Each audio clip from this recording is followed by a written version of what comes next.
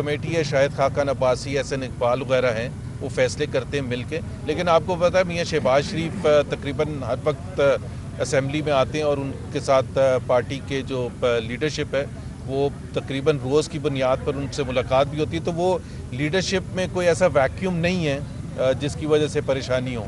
Sir ये जी, डेस्कॉन को एक डैम का फ्री ठेका मिल गया है, ये कॉन्फ्लिक्ट ऑफ इंटरेस्ट का केस है। बिल्कुल कॉन्फ्लिक्ट ऑफ उस तरह से रेफरेंस फाइल करेगी जिस तरह से आपके देखें, बात ये होती है कि कॉन्फ्लिक्ट ऑफ इंटरेस्ट का मयार फिर इमरान खान को वही रखना चाहिए जो हमारे लिए था कि अगर तो उनके बेटे के नाम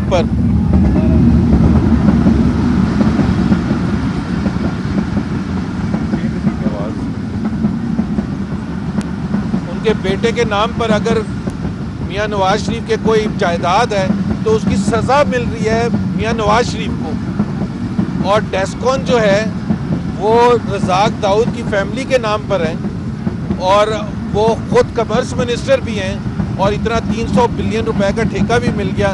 तो मेरा ख्याल है रज़ाक दाऊद साहब को खुद पीछे हट जाना चाहिए। सॉरी, ये इसकी वजह से ट्रेन की इसमें प्लीज ये ऐड कीजिएगा, आप उसके खिलाफ नैब में कोई एप्लीकेशन, कोई इस तरह रेफरेंस वगैरह फाइल करें। देखें, एक तो मैंने कहा था कि इमरान खान को कॉन्फ्लिक्ट ऑफ इंटरेस्ट या ये जो ट्रांसपेरेंसी के हवाले से वही मायार रखना चाहिए जो वो एक्सपेक्ट करते थे PMLN की हुकूमत से। और इसमें तो डायरेक्टली एक फैमिली ओनरशिप है। रज़ाक दाऊद साहब की फैमिली की कंपनी है। रज़ाक दाऊद साहब एक अच्छे आदमी हैं, उन्होंने रिज़ाइन कर दिया था जब वो हुकूमत ज्वाइन की थी, लेकिन जाहिर सी बात है वो अगर कल को हुकूमत में नहीं होंगे तो वापस वो डेस्कॉन में होंगे। और ये कोई ठेका कोई 2 महीने के लिए तो मिला नहीं है, ये तो 20 साल का ठेका है।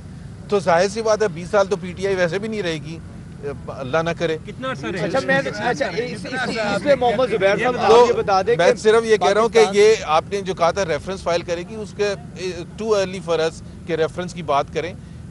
लेकिन जो कई चीज़ें होती हैं जो लीगैलिटी से हट के होती हैं और जो आप कहते हैं कि आपको बिल्कुल साफ सुथरा नज़र आना चाहिए, उसके लिए लीगली कुछ नहीं प्रूव करने की ज़रूरत होती, मोरालिटी भी कोई चीज़ होती है। और इमरान खान, मदीना की रियासत, वो तमाम जो एस्पेक्ट्स हैं उसको भी ख्याल रखना चाहिए। मोहम्मद जुबैर साहब ये बता दीजिएगा कि पाकिस्तान तहरीक इंसाफ की हुकूमत ने जो वादे किए वो वफा ना हो सके, और जिस तरह की पॉलिसी आपने जिक्र भी किया कि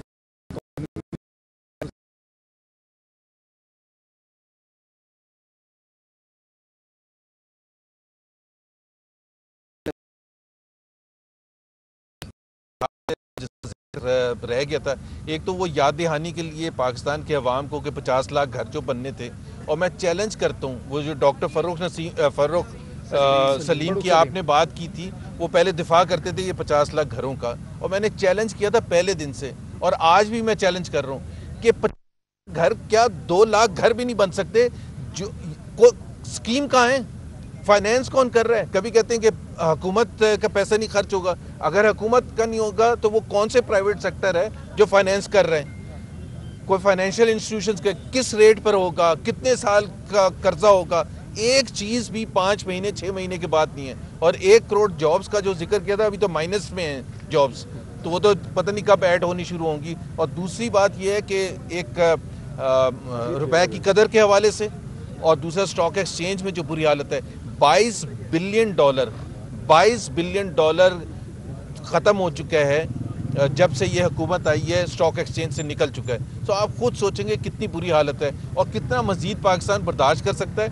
मेरा ख्याल है ये तो पाकिस्तान के अवाम को सोचना चाहिए कि ये बेवकूफ़ बनाया जा रहा है कि जी पहले कह रहे थे 90 दिन तो दें हमें, फिर कहा कि 1 साल तो दें, अभी कह रहे हैं कि मुश्किलात 2-3 साल होंगी। क्यों होंगी? मई 2018 तक, जब तक PMLN की हुकूमत थी। साबिक गवर्नर सिंध कोट लखपत से मीडिया से गुफ्तगू कर रहे हैं, जो कि आपने मुलाहिजा